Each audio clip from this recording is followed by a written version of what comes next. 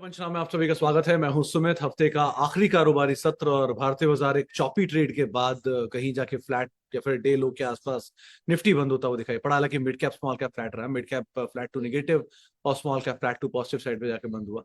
लेकिन front line index में बिकवाली रही और लास्ट आवर में जो सेल ऑफ था उसके दम पर करीब 60-70 अंकों के आसपास का फॉल निफ्टी में आता हुआ दिखाई पड़ा। फर्स्ट हाफ में प्रेशर था, फिर पुल बैक आया दोपहर में। पुल बैक में मेजरली आईटी और बैंक्स ने पार्टिसिपेट किया। इसमें आईटी मेजर टीसीएस नया साल का ऊपरी स्तर हिट करके गया और एक्सिस बैंक में खरीदारी थी, साल के ऊपरी स्तरों पर वो भी पहुंचा। बंधन बैंक, आरबीएल बैंक ने पार्टिसिपेट किया था, एसबीआई ने पार्टिसिपेट किया था। लेकिन लास्ट आवर में फिर से लॉस देखने को मिला तमाम इंडिसेस में। तो कूल ऑफ हुए, बेसिकली आईटी बैकफुट पे गया और बैंक्स बैकफुट पे। जिसका इम्पैक्ट था कि मार्केट डे लो पर रहा। प्रेशर हुआ आज एफएमसीजी से। इसमें एशियन पेंट जैसे स्टॉक आज थोड़ा बहुत चल रहे थे, लेकिन आईटीसी जैसे स्टॉक में प्रेशर था। तो आईटीसी मेजरली नेगेटिवली कंट्रीब्यूट कर रहा था आज एफएमसीजी साइड से। इसके अलावा एचयूएल, गोदरेज, ऐसे कुछ नाम और थे जहाँ पे बिकवाली थी एफएमसीजी पैक में। लेकिन पेंट स्पेस में खरीदारी थी, स्पेशली बर्जर जहाँ पे पहले वो बोनस एडजस्टमेंट हुआ 1:5 का, और उसके बाद फिर करीब 6-7% की तेजी नया साल का ऊपरी स्तर हिट होते हुए दिखाई पड़ा। और उसके अलावा एशियन पेंट करीब 1.25% की बढ़त वहां पर भी देखने को मिली। तो पेंट स्पेस में थोड़ी बहुत खरीदारी थी। अदानी समूह के सेलेक्टिव स्टॉक्स में खरीदारी थी, अदानी पोर्ट में या फिर अदानी ट्रांस में थोड़ा बहुत बाइंग आया था। अदानी पावर में एक समय पर बाइंग थी अच्छी 4-5% के आसपास की। लिकर में लोअर लेवल से रिकवरी थी। डाइवर्सिफाइड स्पेस में न्यूज फ्लोस थे, जैसे शुगर में खबरें थी। सीमेंट में आज फिर से एक रिपोर्ट आई थी सुबह, प्राइसेस हाइक की। ये तीसरी रिपोर्ट है जो कि ये मेंशन कर रही है कि प्राइस हाइक गोइंग फॉरवर्ड यहाँ पे आते हुए दिखाई पड़ सकते हैं। और प्राइस हाइक के ठीक खबरों के बीच में इंडिया सीमेंट जैसे स्टॉक, जहाँ पर एक न्यूज भी थी कि लैंड बेचा है इन्होंने, उसके बीच में यहाँ पे खरीदारी आते हुए दिखाई पड़ी। लिस्टिंग आज दो लिस्टिंग हुई है, बहुत ज्यादा नहीं, flat flat to positive side पे कहीं लिस्ट होते हुए दिखाई पड़े दोनों दोनों कंपनियां। इसके अलावा अपडेट्स में ग्लेनमार्क की खबर थी कल, जो मार्केट आर के बाद आई कि उन्होंने अपनी एक ग्लेनमार्क लाइफ में आम में स्टेक बेचा है। 8% के आसपास स्टेक रख के बाकी स्टेक बेचा उन्होंने। तो एक ओपन ऑफर ट्रिगर होगा निर्मा की वजह से, निर्मा की तरफ से। लेकिन वो प्राइसेस नीचे की तरफ था तो उसका भी एक डिस्काउंट, या पहले से डिस्काउंट कर रखा था मार्केट ने, तो उसका एक रिएक्शन वहां पर आता हुआ दिखाई पड़ा। स्टॉक में प्रेशर रहा। एफ एंड के टॉप लूजर्स में इनफैक्ट शुमार रहा। एफ एंड के टॉप गिनर में पीएसयू बैंक से बीओबी, केनरा, यहाँ पे खरीदारी थी, एसबीआई में खरीदारी थी। तो पीएसयू बैंक का दिन था यहाँ पे थोड़ा बहुत पुल बैक था। वो जो एक खबर आई इंडिया के बॉन्ड को शामिल करने को लेकर इमर्जिंग मार्केट्स में, तो एक बड़े फ्लोज की उम्मीद मार्केट लगा रहा था। बड़े फ्लोज में आप जब बड़ा फ्लो आएगा तो डिस्बर्समेंट बढ़ेगा, डिस्बर्समेंट बढ़ेगा तो बैंकों की जो सिचुएशन है वो थोड़ी और बेटर होगी, वो जी सेक्स में ही पैसा लगेगा। सो इसीलिए बैंक्स की लिक्विडिटी थोड़ी इंप्रूव होने की बातचीत मार्केट में, तो वो रिएक्ट कर गया। इसीलिए इम्पैक्ट इसका आपको पीएनबी गिल्ट में भी दिखाई पड़ेगा। 20% की तेजी थी क्योंकि बड़ी डिमांड आने की बातचीत, और बड़ी डिमांड में मेजर प्लेयर आपको गिल्ट में एक ही है जो कि पीएनबी गिल्ट है, तो इसलिए वहां पर रिएक्शन देखने को मिला। अच्छी तेजी थी वहां इसी अपडेट के चलते। सो ये एक न्यूज फ्लो है। हालांकि इसका इम्पैक्ट बहुत लॉन्ग टर्म है, शॉर्ट टर्म में नहीं है, लेकिन आज बाजार ने रिएक्ट आज ही कर दिया शॉर्ट टर्म के हिसाब से। इसके अलावा फार्मा के लिए आज प्रेशर था। तमाम फार्मा के शेयर, चाहे ग्लेनमार्क हो, डॉक्टर रेड्डीज हो, बीट अल्केम हो, बायोकॉन हो, सिंजिन हो, सब में प्रेशर देखने को मिला था। एक तरफा जहां आईटी सपोर्ट ले रहा था इन्फोसिस टीसीएस के थ्रू, दूसरी तरफ वहां फार्मा प्रेशर दे रहा था मार्केट्स को। और उसके अलावा बैंक्स में पीएसयू बैंक पार्टिसिपेट कर रहे थे और सेलेक्टिव प्राइवेट बैंक्स में खरीदारी थी। मिसाल तौर पर आईसीआईसीआई, एचडीएफसी बैकफुट पर थे। एक्सिस, कोटक, कोटक में प्रेशर था, एक्सिस में खरीदारी थी। और एसबीआई आज सबसे ज्यादा कंट्रीब्यूट कर रहा था बैंक्स में से। और बाकी बीओबी, पीएनबी थोड़ा बहुत वहां से पार्टिसिपेशन आता हुआ दिखाई पड़ा। तो एक mix and match kind of movement था। और उसमें इस पूरे हफ्ते के लिए बुरा जो सत्र था वो था एचडीएफसी बैंक के लिए। करीब करीब 1 लाख करोड़ की मार्केट कैप वाइप आउट हो गई। मैं 4 सत्रों में ही, जब से वो एनलिस्ट मीट हुई उसके बाद से यहाँ पे रिएक्शन है। तो आज 1530 के आसपास तक लोज भी दिखा दिए। लेकिन ब्लॉक्स लगातार चल ही रहे एचडीएफसी बैंक में। आज भी बड़ा ब्लॉक होता हुआ दिखाई पड़ा। तो कल भी डिलीवरी बेस्ड सेलिंग हुई थी और आज भी थोड़ी बहुत डिलीवरी छूटी है। तो देखते हैं गोइंग फॉरवर्ड कैसी सिचुएशन बनती है। लेकिन वहां पर आज ब्लॉक का एक इम्पैक्ट भी लास्ट आवर में आता हुआ दिखाई पड़ा, डीलो के आसपास वो बंद भी हुआ।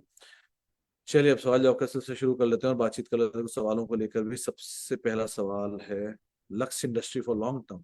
हरी सर, वो एक न्यूज आज ही चल रही थी, टीवी 18 पर भी थी और अदरवाइज भी अलग अलग सोर्सेज में चल रही थी कि वहां पर आज रेड पड़ी है लक्स इंडस्ट्री के कॉर्पोरेट ऑफिस कोलकाता में भी और बाकी जगहों पे भी। और इस कंपनी में ही प्रमोटर्स को पहले भी सेबी बार कर चुका है। अगर आप कॉर्पोरेट गवर्नेंस को लेकर भी इशू रहे, और सेबी वैसे भी इनको बार कर चुका है कैपिटल मार्केट से। तो एक बार आप जरा इनकी बाकी ट्रैक रिकॉर्ड्स को पहले ट्रैक कर लीजिए, उसके बाद पैसा डालने की सोचिएगा। सो फार तो कोई खास कॉर्पोरेट गवर्नेंस की चीजें हैं नहीं यहाँ पर, बट स्टिल पहले एक बार आप वो आर्टिकल्स चेक कर लीजिए, रेफरेंस पॉइंट्स चेक कर लीजिए, प्रमोटर की हिस्ट्री चेक कर लीजिए, फिर पैसे डालिए, वो ज़्यादा बेटर है कंपेरेटिवली नंबर्स के। तो अकॉर्डिंगली कॉल लीजिएगा। बेटर इसमें हमेशा से पेज इंडस्ट्री है, डोमिनेंट प्लेयर है। और बाकी मेजर तो अनऑर्गेनाइज मार्केट ही है, लेकिन ऑर्गेनाइज मार्केट में सबसे बड़ा प्लेयर है वो पेज इंडस्ट्री है। सो अकॉर्डिंगली आप इसमें कॉल लीजिएगा। Okay, I have take 10 share of Tech Mahindra at 983, can I add? Patel sir, average खराब होगा लेकिन हाँ ऐड कर सकते हो, ऐसा कुछ नहीं। मतलब कंपनीज तो अच्छी है, कंपनी में तो प्रॉब्लम नहीं है। भाव थोड़ा आपके भाव से ऊपर आ गया है, लेकिन अभी भी आईटी में सबसे सस्ता निफ्टी का स्टॉक अगर कोई है तो टेक महिंद्रा और विप्रो दो ही है। सो जाना चाहते हो तो जा सकते हो, उससे कोई दिक्कत नहीं है इसके अंदर। और अभी रिसेंटली ब्रोकरेज हाउस के व्यू भी आया था, उसमें भी उन्होंने टॉपिक में इसको एल&टी इन्फोटेक माइंट्री को शामिल किया था। सो गुड टू गो है। जितना नीचे ले पाए उतना अच्छा है आपके एवरेज के लिए, बट अदरवाइज आप लेना चाहते हो तो उसमें कोई प्रॉब्लम नहीं है। इनफैक्ट एसआईपी बेस्ड हो गया। तो Easy Trip and Deepak fertiliser क्या करें? इजी ट्रिप में तो फोगट साथ तेजी मिले निकल जाए, ज्यादा बेटर है। एक तथ्य है मार्केट में कि यात्रा के नंबर्स आए हैं, यात्रा की लिस्टिंग होगी, उसका आईपीओ खुला हुआ है, लॉस मेकिंग बिजनेस है, उसके बावजूद उसको इतना अच्छा वैल्यूएशन मिल रहा है। तो जो कुछ हाउस व्यूज हैं वो ये भी कनेक्ट कर रहे हैं कि यात्रा को इस तरह का वैल्यूएशन मिल सकता है, तो इजी ट्रिप तो और बेटर वैल्यूएशन मिलना चाहिए। लेकिन इजी ट्रिप के केस में वो ऑलरेडी बड़ी तेजी दिखा के दो बोनस भी दे चुका है, तो इक्विटी डाइल्यूशन भी बहुत बड़ा हुआ है इनका विद टाइम। पहले ही वो बड़ी 1 रुपए की फेस वैल्यू पे शायद आईपीओ लेके आए थे, और उसके बाद फिर इन्होंने दो बोनस भी दिए हैं, तो इक्विटी का साइज विद टाइम काफी बढ़ गया है।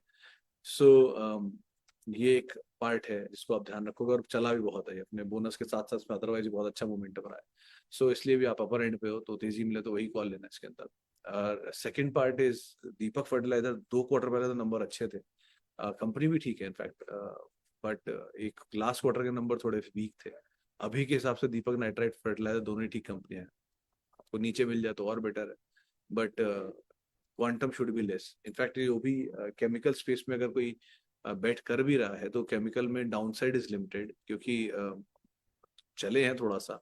ऑब्वियसली वो 100 रुपए की चीज टूट के 40 चल के 60 रुपए पहुंच गई, तो इस तरह की सिचुएशन है कि बहुत ज्यादा अपसाइड, मतलब अभी भी अपसाइड है, लेकिन डाउन साइड भी थोड़ा लिमिटेड खुल चुका है कि ऑलरेडी लोअर लेवल से चल भी चुके हैं शेयर। सो इसमें अच्छे नामों में आप Deepak nitrite, Deepak fertiliser, SRF, JB chemical and pharmaceutical obviously, Sudarshan, अगर आप वो एडहेसिव बेस्ड कंपनीज में जाना चाह रहे हैं, अमाइंस में बालाजी।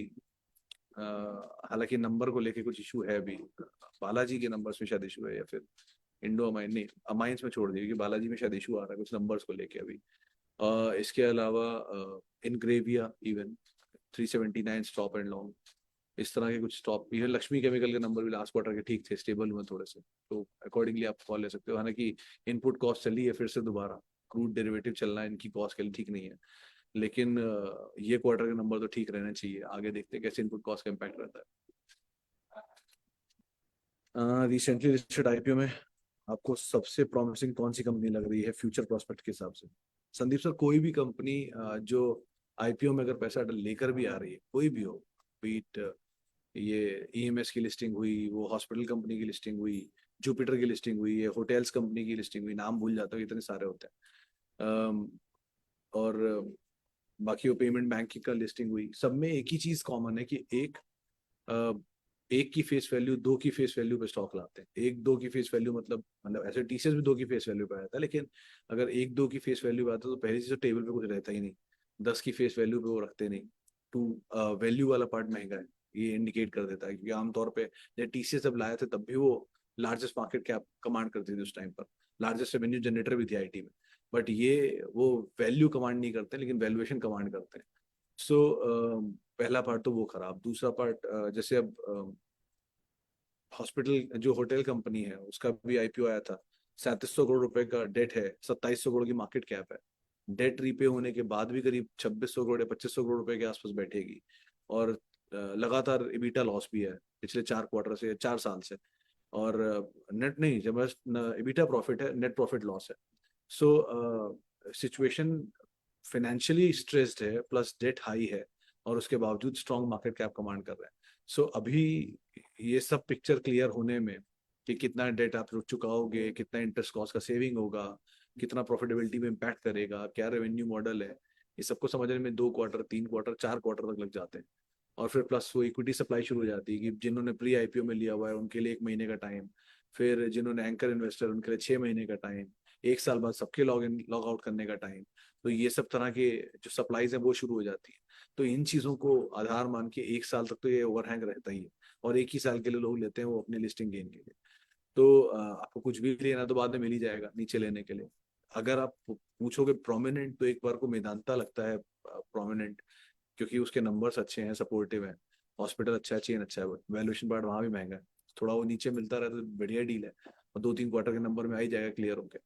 और सूला के नंबर अच्छे थे लास्ट 2 क्वार्टर के, बट अगेन सूला का मार्केट शेयर 6%, जो मतलब पूरा वाइन का मार्केट शेयर इज 6%, उसमें सूला का मार्केट शेयर इज 50%। सो एक बड़ा डोमिनेट प्लेयर है एक छोटे सेगमेंट के अंदर, बट वैल्यूएशन वहाँ भी महंगा है, बट वो होटल में भी जा रहे हैं। सो बहुत सारे इफ्स एंड बट्स होते हैं, उन इफ्स एंड बट्स के हिसाब से आप कॉल लो केस टू केस बेसिस पर। और उसमें भी आपको ये देखना होगा कि समय बिता लें। अब जैसे ग्लेनमार्क लाइफ था, इसने पहला साल खराब निकाला नंबर्स के ऊपर, फिर दूसरे साल में इसकी यील्ड बेटर हो गई, 21 रुपए की डिविडेंड आते ही 7% की यील्ड हो गई, अब निरमा आ गया इसके बोर्ड में। सो यहाँ चीज एकदम से बदली। सो अदरवाइज आपको ना बहुत पिक एंड चूज करने की जरूरत है वन, और बहुत कुछ डिपेंड करता है हर केस के ऊपर। लेकिन जितनी रीसेंट लिस्टेड कंपनियां होंगी, जितनी क्लोज लिस्टेड कंपनियां होंगी, इनको उतना ही दूर आपको रख के देखना पड़ेगा। ये सिचुएशन तभी क्लियर होनी शुरू होगी। अब जैसे EMIL ने प्रमोटर ने माल बेचा है, ये प्रमोटर ने माल बेचा इसलिए कि उसको माल बेचना ही था, सेबी का मैंडेट था। तो सेबी के मैंडेट में माल बिका, मोतीलाल ओसवाल ने लिया। तो ये आज नेगेटिव दिख रहा है, लेकिन ओवरहैंग खत्म हो गया जो 75% के ऊपर की होल्डिंग का था। अगले क्वार्टर के नंबर में वो आ जाएगा। बहुत सारी चीजें बहुत सारी कंपनियों में डिपेंड करती हैं, और उसके हिसाब से आपको कॉल लेनी है। चलिए अब Radico is good to go Mayank sir, अगर आप जाना चाह रहे हो। And even Aarti is good to hold, and SBI card भी, सनोफी भी, अतुल भी। सर ये सारे के सारे नाम पटेल साहब सही हैं। आरती ठीक है, इवन आप नीचे और ऐड कर सकते हो। SBI कार्ड ठीक है, आप होल्ड कर सकते हो। सनोफी इज गुड बाय, नीचे तो अच्छी डिविडेंड डील भी थी। And Atul is again good company, लेकिन केमिकल में आपका एक्सपोजर ज्यादा हो जाएगा, आरती भी और अतुल भी है। सो इसका आइडिया ले लेना अपने हिसाब से कि आपने कितना एक्सपोजर ले रखा है केमिकल में, ज्यादा ओवर एक्सपोज मत हो जाना, एटलीस्ट एक सेक्टर को लेकर। चलिए अब इसके अलावा कुछ सवाल जो फेसबुक पर आ रहे हैं वो भी ले लेता हूँ। फेसबुक का सवाल, ओके। पहला सवाल है सर, पोलीप्लेक्स 2240 100 शेयर और लिए या वेट करें HCL स्प्लिट के बाद, या पहले ही long term both? Aditya sir देखो, पॉलीप्लेक्स पे तो आज राजेश जी से मेरी बात हो रही थी, दोपहर के शो में एक सवाल भी आया था, तो उन्होंने एक बात मेंशन करी है, 1100 रुपये, 1150 रुपये के आसपास का इसका दाम था शायद। तो 1110 रुपये इसकी बुक वैल्यू बैठती है। ये हाई डिविडेंड पेइंग कंपनी थी पिछले साल तक, क्योंकि आप कोई भी डिविडेंड कंपनी का आगे देगी या नहीं एसरटेन नहीं कर सकते टिल द टाइम वो डिविडेंड दे ना दे। तो इसकी ईल्ड अच्छी दिखेगी आपको, क्योंकि पिछले साल तक इसने अच्छा डिविडेंड दिया है। 22 के मल्टीपल पे स्टॉक कामकाज कर रहा है, गुड डिविडेंड ईल्ड है, बुक वैल्यू के करीब है, एंड लार्जेस्ट पैकेजिंग कंपनी है इंडिया की भी और बाहर, मतलब ग्लोबली इसका एक अच्छा पैट भी है। अच्छी कंपनी है और बहुत कुछ वर्स डिस्काउंट करके बैठी है। तो 2 क्वार्टर का नंबर खराब थे इसलिए टूटा। यहाँ पर तो राजेश सर ने बोला कि आप इवन ऐड कर सकते हैं, एक्यूमुलेट कर सकते हैं आराम से। बहुत ज्यादा डाउन साइड शायद होगा नहीं इसमें। अब बुक वैल्यू का आधार मान लीजिए, बुक वैल्यू 1102 है, तो आपको 1050 स्टॉप लॉस होना चाहिए मैक्सिमम। और रही बात बने रहने की, तो आप वहाँ पे बने भी रह सकते हो। इसके अलावा सोना कॉस्टा number is nice but promoter is selling their stake, this is a concern Singh साहब। अगर प्रमोटर माल बेचता है, जिन भी कंपनियों में प्रमोटर माल बेच रहा है भाई, वो नुकसान है, वो गलत है ही। बट एक ही चीज का ध्यान रखिए कि वो कहीं सेबी नॉर्म को मीट करने के लिए ना बेच रहा हो। मिसाल के तौर पे जो EMIL का एग्जाम्पल दिया था मैंने, उसमें यही था कि 77.5% प्रमोटर की होल्डिंग थी। तो वो प्रमोटर को ऑफलोड करनी है, क्योंकि सेबी का नॉर्म मीट करना है 75% होल्डिंग लाने का 3 साल के अंदर IPO में। तो वो उन्होंने मीट कर लिया इस पर। अगर वो नॉर्म नहीं मीट हो रहा है, या वो नॉर्म के लिए मीट कर रहा है, तो कोई दिक्कत नहीं है। लेकिन अदरवाइज अगर प्रमोटर रिसेंट तेजी के बाद माल बेच रहे हैं तो बात अलग है। सोना कॉमस्टार में पहले ही माल एक बार बिक चुका है, क्योंकि सेम कंपनी की, सेम प्रमोटर की कंपनी थी GTE KT। वो पहले सोना कोयो के नाम से थी। तो सोना कोयो का स्टेक उन्होंने GTE KT को पहले बेचा राइट साइज करके बिजनेस को, तब वो शॉकर्स में कंपनी काम काज करती थी। सोना कॉमस्टार बनी, सोना स्टीयरिंग बनी, फिर उसके बाद स्टीयरिंग एंड शॉकर्स, और उसके बाद उसको GTE KT को बेच दिया। वो अभी भी लिस्टेड है JTE KT के नाम से, और दूसरी कंपनी अभी ये बन गई है, ये नई कंपनी आ गई, तो इसमें भी थोड़ा थोड़ा प्रमोटर बेच रहे हैं। सो लेट्स सी सिचुएशन क्या बनती है। हालांकि ईवी में एक बड़ा नाम है कंपनी का, और अच्छा बिजनेस भी है, और ये अगर टेस्ला एक्सपैंड करती है तो शायद एक बड़ा प्रोबेबल कैंडिडेट भी हो सकता है उनके साथ टाइप करने को लेकर या सप्लाई करने को लेकर। तो कंपनी तो अच्छी है, लेकिन ये एक ओवरहैंग हाँ बना हुआ है। अगर स्टेबल हो जाए ये चीजें तो आप जरूर एंटर कर सकते हो। ओके, IB रियल स्टेट तेजी मिले सर, निकल जाए ज्यादा बेटर है। पाटिल साहब जब भी कभी तेजी मिले आप निकल जाना स्टॉक में से। या सुबह राजेश जी से भी ये सवाल पे ही बात हो रही थी, तो उन्होंने तीन सवाल थे, बॉम्बे डाइंग ये और दिलीप बिल्डकॉन। तो उन्होंने इंडिया बुल्स के लिए तो यही राय रखी थी कि कभी भी इंडिया बुल्स में तेजी मिले आप निकल जाओ। होल्ड कर सकते हो आप बॉम्बे डाइंग को, क्योंकि जो डील की है 5200 करोड़ रुपए में, उस पर कैश आएगा कंपनी के पास, तो कैश का रीपेमेंट डेट के लिए यूज करेंगे, और रीपेमेंट करेंगे तो ऑब्वियसली मार्जिन सिचुएशन बेटर होगी NIM साइड पे या NPM साइड पे एटलीस्ट। दूसरी तरफ आप दिलीप बिल्डकॉन, क्योंकि हायर लेवल से बहुत टूटा है, 720 से टूट के आया है नीचे, तो इसलिए एक बार को होल्ड कर सकते हो, बट अदरवाइज होल्ड करने लायक सिचुएशन है नहीं उसमें, तो कोई भी अगर आपके पास पड़ा है तो आप होल्ड कर लो, लेकिन अदरवाइज नई एंट्री मत करना। तो ये तीन राय उन्होंने दी थी, वही एज इट इज आपको कन्वे कर दी। Okay, fresh entry in Apar and CG power. Ravi sir देखो, दोनों एग्जॉर्बिडेंटली चले हुए स्टॉक है। अपार इंडस्ट्रीज में कोई भी पॉज नहीं आया, जब भी आता है वो 7-8%, 10% का कट वो हमेशा खरीदा जाता है। इक्विटी फ्लोट है नहीं मार्केट में, तो चांसेस आते ली लो। अभी भी इतनी तेजी के बाद भी वो 27-28 के मल्टीपल पे पहुंचा है, तो कभी भी कोई बड़ा कट आपके लिए किस तरीका है कि आप यहाँ से 5 शेयर 10 शेयर लेके रख लो यहीं पर ही, और वेट करो। कोई बड़ा कट आपके दाम के नीचे आपको ले आए, फिर आप थोड़ा सा ऐड करो, फिर आप वेट करो, फिर कोई कट आ जाए, फिर आप थोड़ा ऐड करो। इस तरीके से ही आप ऐड कर सकते हो, उसमें और कोई तरीका नहीं, क्योंकि वो रुक ही नहीं रहा एक तरफा। लाइक वो CG पावर, वहां पर भी हर सेल ऑफ के बाद वो बाय होता है, तो कहीं भी पहला लॉट यहीं ले लो, फिर थोड़े लॉट दूसरे लॉट के लिए वेट करो, तीसरे लॉट के लिए और वेट करो।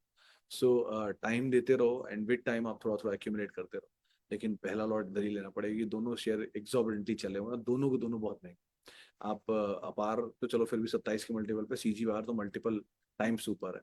और क्योंकि टर्न अराउंड स्टोरी है, तो पहले कुछ सालों तक तो इसमें मल्टीपल रियली क्लियर ही नहीं होता, बाद में मल्टीपल क्लियर होगा, जब तक तब तो बाजार से ऑलरेडी डिस्काउंट कर चुका होगा। सो ग्रुप अच्छे हैं, दोनों के दोनों कंपनियां अच्छी हैं, प्रोडक्ट अच्छे हैं, बट महंगे मतलब भागे हुए हैं, तो थोड़ा यहाँ थोड़ा नीचे और नीचे पेशेंस रखिए, नीचे मिलते जाए ऐड करते हैं। किसी नंबर में खराब मिल जाए, किसी एक क्वार्टर के नंबर परफॉर्मेंस खराब आ जाए, किसी दिन कोई कॉन कॉल खराब हो जाए, कोई न्यूज फ्लोज खराब हो जाए, अकॉर्डिंगली आप इसमें आराम से ऐड कर सकते हो, कोई दिक्कत। ओके,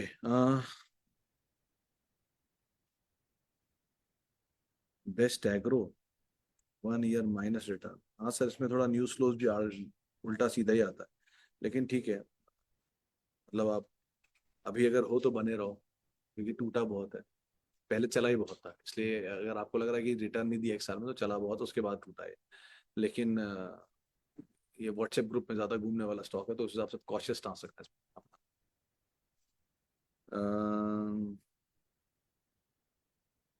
PNB के लिए स्टॉप लॉस क्या बताऊं मलिक साहब, 46 रुपए पे खरीदा हुआ स्टॉक है, 80 रुपए चल चुका है, डबल आ गया अभी कॉस्ट से। सो बहुत टाइम तक शायद 62 रुपए के आसपास, नहीं 58-62 की रेंज में अटकता था, तो वहीं कहीं एक स्टॉप लॉस रखना, ताकि आपका रीजनेबल प्रॉफिट बन जाए, तो 50% ऊपर, क्योंकि आप ऑलरेडी 100% ऊपर हो, तो 46 रुपए की चीज 62-68 रुपए के आसपास कहीं आपका एक स्टॉप बैठेगा, जो 50% गेन होगा, वो 50% गेन आपका एक स्टॉप होगा, और उसके साथ आप होल्ड करो। जैसे जैसे ऊपर जाएगा उसे आप ट्रेल करते जाओगे, क्योंकि इसमें पिछली बार के ट्रैप बहुत है। ऐसा नहीं है कि PNB ने कभी पुराने दिन देखे नहीं, ये 100+ के दिन भी देखे बैठा है, और बहुत लोगों को वहां फंसा के बैठा है।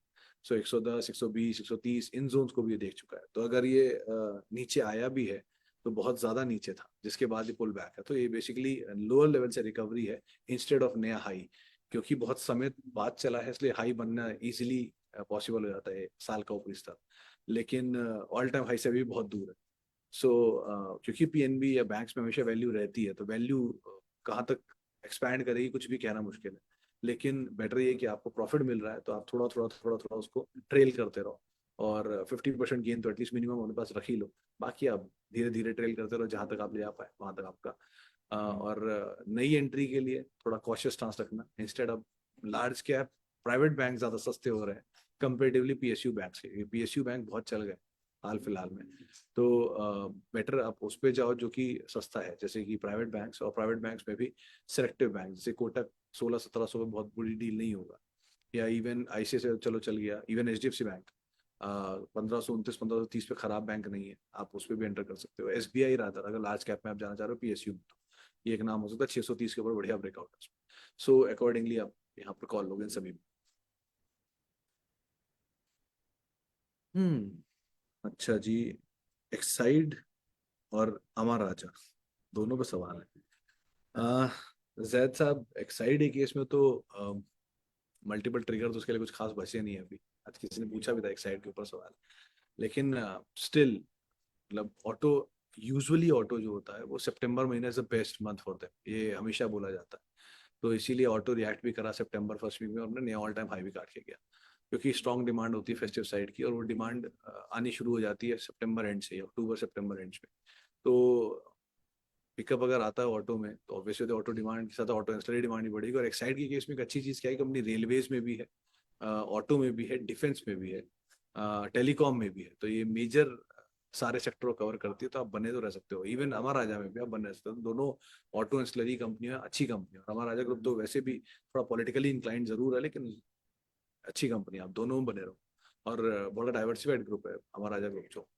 तो largest player is again Exide, second largest is Amara Raja, battery में Amara Raja is the best, और they are working on EVs as well. तो एक किसी ने बीच में बस भी ये उड़ाई थी कि पैनासोनिक के साथ टाई अप हो सकता है टेस्ला का, इफ इन केस इंडिया में आते हैं तो। लेकिन जो पैनासोनिक लिस्टेड है वो बेसिकली सेल, बैटरी के सेल बनाती है, वो टॉर्च वाले। सो अगर कोई लार्ज प्लेयर बैटरी में बचता है इंडिया में, तो यही दो मेजर प्लेयर बचेंगे, अमर राजा और एक्साइड। तो कोई भी ईवी का काम काज इनके थ्रू ही होगा ऑब्वियसली। तो आप बने तो रहो, स्कोप तो है। लेट्स सी नंबर में कैसे ट्रिकल डाउन इफेक्ट में आता है। ओके, चलिए फिलहाल अब इतने सवालों में शामिल करूंगा, माफी उन सभी लोगों से जिनसे बातचीत नहीं हो पाई। बहुत बहुत शुक्रिया उन सभी लोगों का जिन्होंने सवाल पूछे। और आप मेरे साथ जुड़ सकते हैं @सुमित रिसर्च, मेरा ट्विटर हैंडल है। और किसी भी निवेश से पहले अपने वित्तीय सलाहकार की राय जरूर ले लें। और आप CNBC आवाज के फेसबुक और यूट्यूब पेज पे रोजाना सवाल पूछ सकते हैं।